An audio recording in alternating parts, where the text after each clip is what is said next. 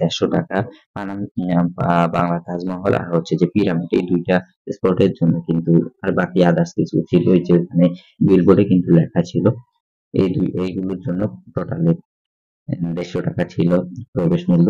এরপর আমরা বাংলা তাজমহলে ঢুকে পড়ি। এই যে সেই জায়গাটা, এই যে দেখেন, এই যে এরপরে আমরা ছবি টবি তুলি, তারপর উপরে উঠে একটু বসে দেখি কি আছে। আউটসাইডটা অনেক সুন্দর ছিল, এখানে সবাই আসলে ঘুরতে আসে এবং চমৎকার জায়গা, ছবি টবি তুলতে সবাই ব্যস্ত।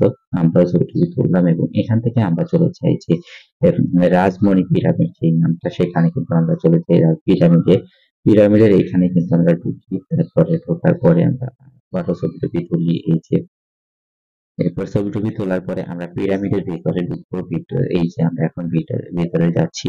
পিরামিডের ভেতরটা ছিল বেশ অন্ধকার, একটু ভুতুড়ে টাইপের। আর এখানে যেটা গিয়ে দেখতে পাই আমরা, মানে ছিল বিভিন্ন রাজা, তারপর রানীদের কিন্তু মৃতদেহ ছিল, মানে মৃতদেহের মমি বানানো ছিল। তো এই ধরনের মমি টাইপের জিনিসগুলো তারা এখানে রেখেছিল, রাজা রানীদের মমিগুলো। এরপরে একটু অন্ধকার পরিবেশে রাখছিল, যেহেতু মমির রাখা হয়েছিল এটা বোঝানোর জন্য।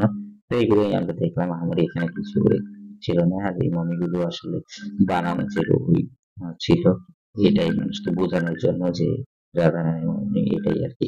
তো এটা দেখার পরে আমরা সেখান থেকে বেরিয়ে যাই আমাদের ঘোরাঘুরি শেষ করে। এরপর আমরা এখান থেকে, এই যে দেখেন এখানে ক্ষুদিরামের আর কি ফাঁসির মঞ্চ, এখানে আমরা আসি। এটা এখানে একই সাথে উপর সাইডে ছিল ক্ষুদিরামের, আপনারা ঢুকলেই বুঝতে পারবেন। এরপরে আমরা চলে যাই সেখান থেকে বাংলা তাজমহলের ওইখান থেকে বরপা বাস স্ট্যান্ড আমাদের থেকে 20 টাকা করে রেখেছিল।